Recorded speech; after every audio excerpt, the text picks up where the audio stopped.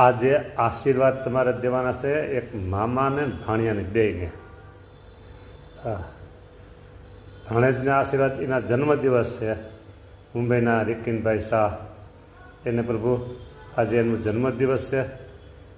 નિરામય દીર્ઘાયુષ, એમનું શરીર સ્વાસ્થ્ય એકદમ તંદુરસ્ત રહે, નિરામય રહે, સ્વસ્થ રહે એવા આશીર્વાદ પ્રભુ. હા, અને એમના શુભ સંકલ્પ પૂરા થાય આજના દિવસે આપણે એમને ભેટ આપો એ.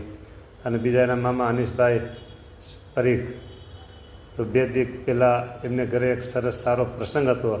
એ પ્રસંગને લઈ અને તમને પ્રભુ થાળ જમાડ્યો છે આજે.